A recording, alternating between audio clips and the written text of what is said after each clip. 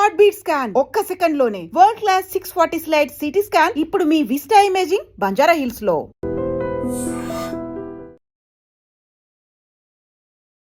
నమస్కారం, welcome to I dream. ధర్మ మార్గం విత్ విజిత కార్యక్రమానికి స్వాగతం.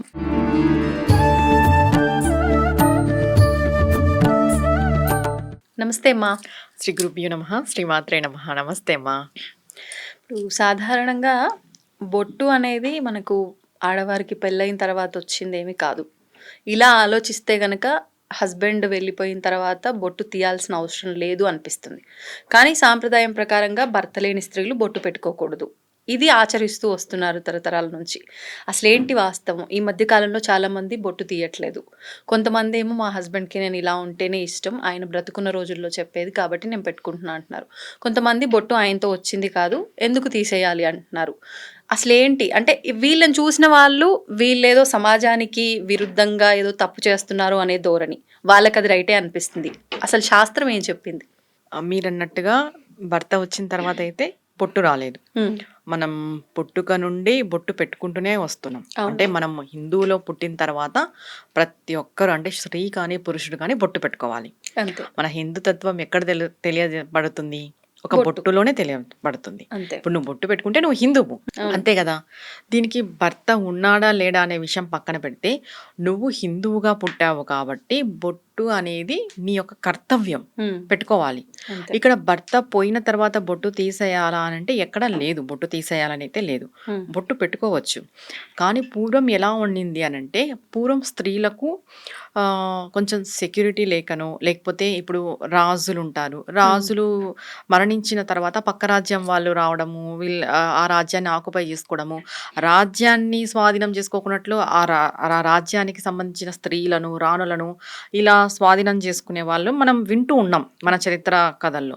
ఇంకొకటి ఏంటంటే, ఈ పూర్వము భర్త లేని స్త్రీ ఎక్కువ అలంకరణ చేసుకుంటే చూసిన వాళ్ళు ఆమె పైన ఇష్టపడి ఏదో వ్యామోహం కలుగుతుందేమో అనే ఉద్దేశంతో స్త్రీలు ఎక్కువ అలంకరణ చేసుకోకూడదు అని పూర్వం ఉన్నింది. ఇది కేవలం ఎక్కువ అలంకరణ చేసుకుంటే వాళ్ళకి సేఫ్టీ ఉండదు, ప్లస్ ఈ ఆకతాయిలు ఎవరైనా ఉంటే కూడా వాళ్ళని ఇది చేయడం, ఇబ్బంది పెట్టడం, ఇలాంటివన్నీ ఉంటాయి. ప్లస్ ఎవరైనా మంచి వాళ్ళు కూడా, ఇప్పుడు అబ్బాయిలు ఎవరైనా మంచి కుటుంబీకులు వాళ్ళు వీళ్ళు ఉంటారు కాబట్టి వాళ్ళు ఏమన్నా వీళ్ళు అందంగా ఉంటే వ్యామోహం పడి ఇబ్బంది పడే అవకాశాలు ఎక్కువ ఉంటాయని ఒక ఉద్దేశంతో స్త్రీలు అలంకరించుకోకూడదు అని చెప్పారు తప్ప, భర్త చనిపోయిన తర్వాత ఇప్పుడు అది లేదు. స్త్రీ ఎప్పుడు స్వేచ్ఛామూర్తి, స్వతంత్ర జీవి. చెప్పాలంటే స్త్రీకి ప్రత్యేకించి ఎవరు స్వేచ్ఛ అనేది ఇవ్వని అవసరం లేదు. ఆవిడ పుట్టుకతోనే స్వేచ్ఛ. ఏమంటే అది అర్థం చేసుకోవడం లేదు స్త్రీలు. చెప్పాలంటే ఏదో మాకేదో హక్కులు కావాలి, మాకేదో స్వేచ్ఛ కావాలని కొట్లాడుతున్నారు తప్ప, స్త్రీ ఎప్పటికీ స్వేచ్ఛామూర్తి. స్త్రీ అంటే మన శాస్త్రాలలో కానీ మన హిందూ ధర్మంలో కానీ ఒక పెద్ద పీట వేసి ఉంది.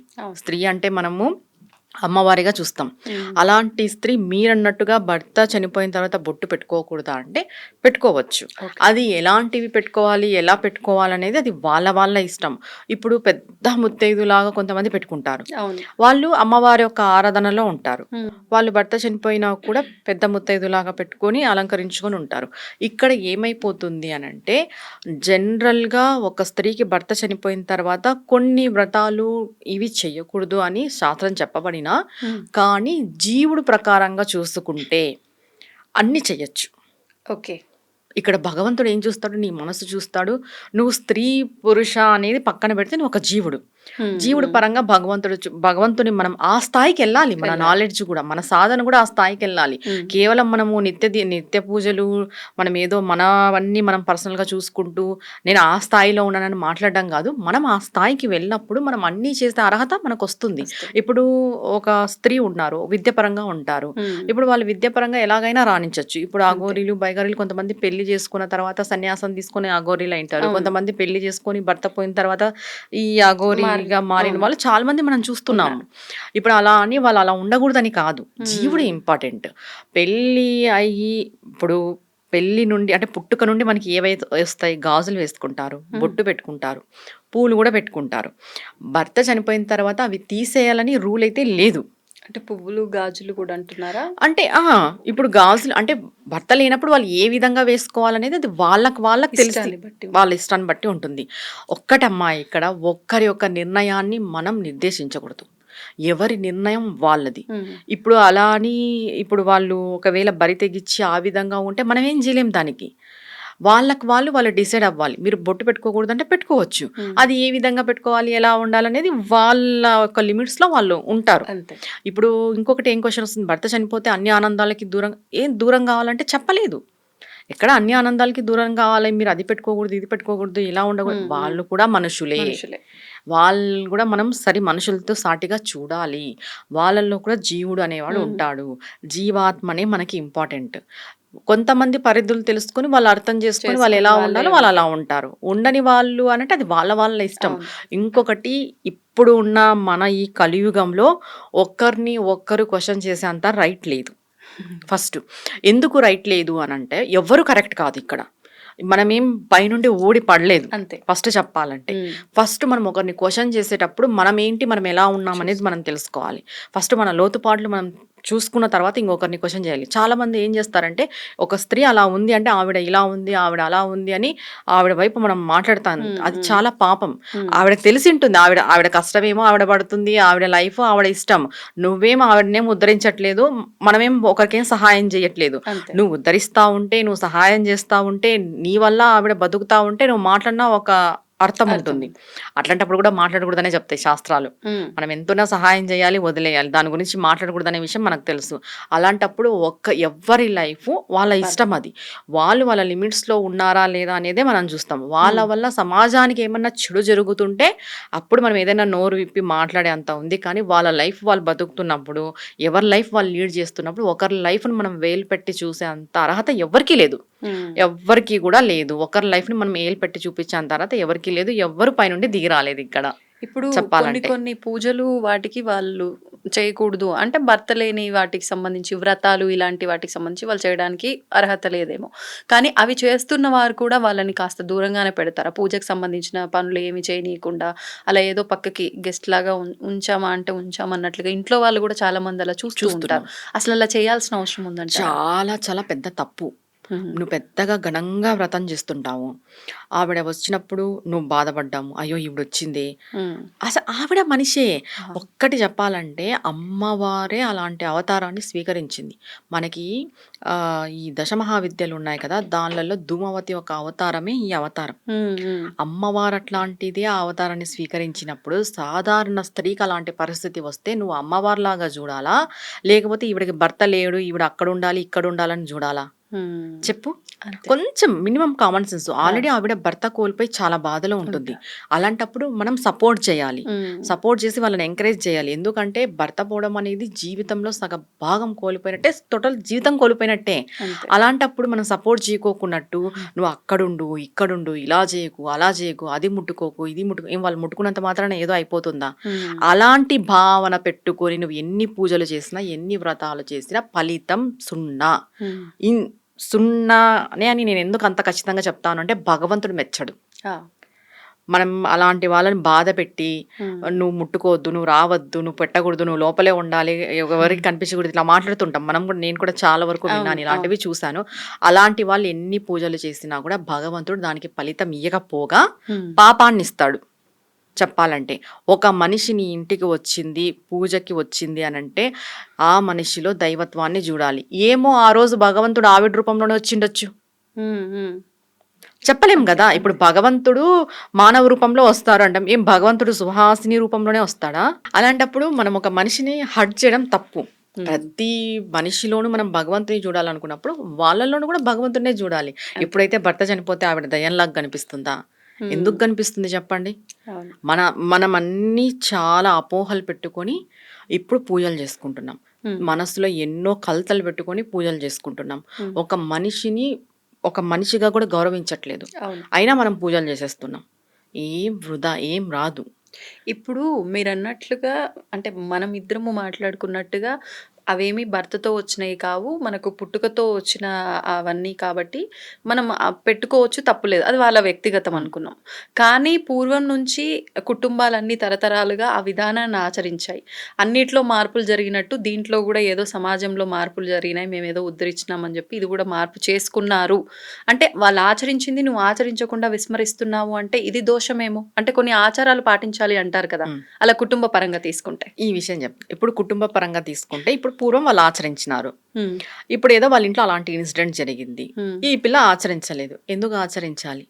ఎందుకు ఆచరించకూడదు? ఎందుకు ఆచరించకూడదు అని నేను చెప్తున్నాను అంటే, ఈ అమ్మాయిది చిన్న వయసు అయిండొచ్చు. ఇప్పుడు ఆ అమ్మాయి భర్తను కోల్పోయి లేదా ఆ అమ్మాయికి ఇంకొక లైఫ్, సెకండ్ లైఫ్ ఉండొచ్చు, చెప్పలేం. ఇప్పుడు ఆ అమ్మాయి చదువుకొనింది, జాబ్ చేస్తూ ఉంది. నేను తెల్ల చీర కట్టుకొని జాబ్కి వెళ్తాను, పూర్వం మా ఇంట్లో వాళ్ళు ఇలానే తెల్ల చీర కట్టుకొని ఉన్నారు అనడం ఎంతవరకు కరెక్ట్? పూర్వం మా ఇంట్లో తెల్ల చీర కట్టుకొని ఇంట్లో కూర్చున్నారు, నువ్వు కూడా ఇప్పుడు తెల్ల చీర కట్టుకొని ఇంట్లో కూర్చో అంటే ఆ అమ్మాయికి జీవనాధారం ఎవరు? ఎవరు చూస్తారు ఆ అమ్మాయిని? ఒకవేళ పిల్లలు ఉంటే వాళ్ళ పిల్లల్ని ఎవరు చూస్తారు? ఇప్పుడు ఆ అమ్మాయి వాళ్ళ పిల్లల్ని పోషించుకోవాలి కదా. పోషించుకోవాలంటే ఆ అమ్మాయి బయటికి వెళ్ళి జాబ్ చేయాలి. జాబ్ చేయాలంటే ఆ అమ్మాయి నలుగురు ఎలా ఉన్నారో అలా ఉండాలి. ఎందుకంటే ఇది fast generation plus competition society. అలాంటప్పుడు వాళ్ళ నలుగురిలో వెళ్ళినప్పుడు నువ్వు ఇలానే వెళ్ళాలని ఇలా చెప్తాము? తప్పు అది. ఇప్పుడు మనం అప్డేట్ అయినాం, జనరేషన్ మారినందుకు నేను శాస్త్రాలని పక్కన పెట్టి తూడ్చేయని చెప్పట్లేదు. కానీ భర్త చనిపోతే ఇవి తీసేయాలనేది రూల్ కాదు. అంటే శాస్త్రంలో లేదా? పూర్వము ఏముంది? అట్లయితే సతీ సహగమనం శాస్త్రంలో ఉందా? లేదు. పరిస్థితులను బట్టి క్రియేట్ చేసుకున్నా. సతీ సహగమనం ఏ శాస్త్రంలోనూ లేదు. సతీ సహగమనం మళ్ళీ సతీ సహగమనం శాస్త్రంలో లేనప్పుడు మనం క్రియేట్ చేసుకున్నదే కదా. ఈ బొట్టు పూలు ఇవన్నీ పెట్టుకోవడం శాస్త్రంలో ఉందా లేదా అనే విషయం పక్కన పెడితే, శాస్త్రంలో ఎవరికి ఇలాంటి సిచ్యువేషన్ రాలేదు. ఇప్పుడు సతీ సహగమనము శాస్త్రంలో ఉంది అని అంటే, దశరథుడు మరణించిన తర్వాత రాముడి వాళ్ళ అమ్మ కూడా మరణించాలి కదా, ఆవిడ మరణించలేదు కదా. జనరల్ గా టాపిక్ చూసుకుంటాయి మనం. ఇవన్నీ మనం పెట్టుకున్నవి. ఇప్పుడు మాంగళ్యము భర్త వేస్తాడు కాబట్టి, కడతాడు కాబట్టి, మెట్టలు భర్త నుండి వస్తాయి కాబట్టి అవి జనరల్ గా తీసివేయాలి. ఈ బొట్టు, కుంకుమ, తర్వాత గాజులు, పూలు అనేటివి వాళ్ళు ఏం పెట్టుకోవాలి? ఇప్పుడు పుణ్యస్త్రీ కుంకుమ పెట్టుకుంటుంది, వాళ్ళు కుంకుమ పెట్టుకోకున్నట్టు ఏదైనా తిలకమో లేదంటే స్టిక్కర్స్ ఏవైనా యూజ్ చేసుకోవచ్చు, అంతే కదా. ఇప్పుడు కుంకుమ పెట్టుకోవద్దా అని అంటే పెట్టుకోవచ్చు, కుంకుమ పెట్టుకున్నా ఏం కాదు. అది వాళ్ళు తెలుసుకొని వాళ్ళు పాటించుకోవాలి. కానీ వాళ్ళని మనం ఇలానే ఉండని చెప్పే రైట్ మీకు లేదు, నాకు లేదు.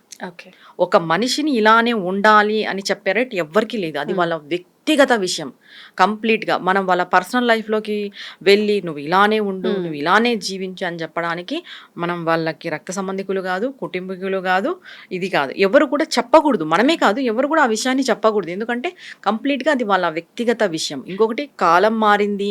ఒకవేళ ఇప్పుడు ఆ భర్త చనిపోయిన స్త్రీ ఇప్పుడు సెకండ్ లైఫ్, ఇంకొక సెకండ్ మ్యారేజ్ చేసుకోవాలా, వాళ్ళ ఇంట్లో వాళ్ళు చేయాలి అనుకున్నారు, చిన్న వయసులోనే భర్త ఇదైనాడు, వాళ్ళ ఇంట్లో వాళ్ళు చేయాలని నేను అలానే ఉంటానంటే ఎలా అవుతుంది? కుదరదు కదా.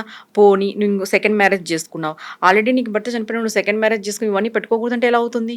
ఇప్పుడు అమ్మాయికి సెకండ్ మ్యారేజ్ అయింది, అమ్మాయి పుణ్యస్త్రీనే కదా. మనం ఆలోచన చేయాలి అంతే. ఇది ఇప్పుడు శాస్త్రంలో లేనివి కూడా ఉన్నాయని చెప్తున్నారు. పూర్వం ఏంటంటే నేను ఇంతకు ముందు చెప్పినట్టు లేడీస్ని సెక్యూర్గా ఉంచడానికి ఎక్కువ అలంకరణలు చేసుకోకున్నట్టు అలా ఉంచేవారు. ఇప్పుడు ఆ ప్రాబ్లం లేదు. ఎవరికి వాళ్ళే ఆది పరాశక్తులు అయిపోయినారు. ఎవరికి వాళ్ళకి సెక్యూరిటీ ఉంది, ఎవరికి వాళ్ళ ఇంట్లో వాళ్ళు సెక్యూర్గా చూసుకుంటున్నారు. ఇలానే ఉండాలనేది అయితే లేదు. ఇంకొకటి, మాంగళ్యము మెట్టలు ఆయన ద్వారా వస్తాయి కాబట్టి తీసివేయాలి. ఇంకా బొట్టు, గాజులు, పువ్వులు అనేటివి అది వాళ్ళ ఇష్టం. పెట్టుకోవడం, పెట్టుకోకపోవడం. మనం పెట్టుకోవద్దు అని చెప్పే అర్హత, రైట్ ఎవ్వరికీ లేదు. అది వ్యక్తిగత విషయం, వాళ్ళ కంప్లీట్గా వ్యక్తిగత విషయం. ఎందుకంటే అవి పుట్టుకతోనే ప్రతి స్త్రీకి వచ్చింటాయి కాబట్టి పుట్టుకతో వచ్చిండేటివి పెట్టుకోకూడదని చెప్పడానికి అయితే లేదు. కానీ తీసివేసేటప్పుడు మాత్రం ఈ కార్యక్రమాలు 10 రోజులు జరుగుతున్న ప్రాసెస్లో వీళ్ళకి పువ్వులు తీసేయడం, ఎక్కువగా పూలు పెట్టి అలంకరించి తీసుకెళ్ళి అక్కడికి వెళ్ళాక గాజులు పలగొట్టడం, ఇవన్నీ ఆచరించే వాళ్ళు కదా. అన్నీ చేస్తారు జనరల్గా, అవన్నీ సుమంగలికి సంబంధించినవన్నీ చేస్తారు.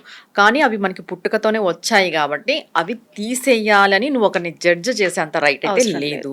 వాళ్ళు వేసుకున్నా కూడా నువ్వు దాన్ని క్వశ్చన్ చేసే అర్హత నీకు లేదు.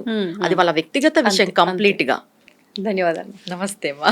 And for more videos, please subscribe to iDream channel. Subscribe to iDream Media. Please subscribe to iDream. Please subscribe to iDream. Please subscribe iDream. And please subscribe to iDream. For more videos, subscribe to iDream. Please like, share, and subscribe to the channel. Congratulations, iDream. Subscribe to iDream. Subscribe to iDream. So subscribe to iDream Media. iDream ki iDream team andarki huge congratulations. Please subscribe iDream Media. Please subscribe to iDream. Subscribe iDream. Please subscribe to iDream.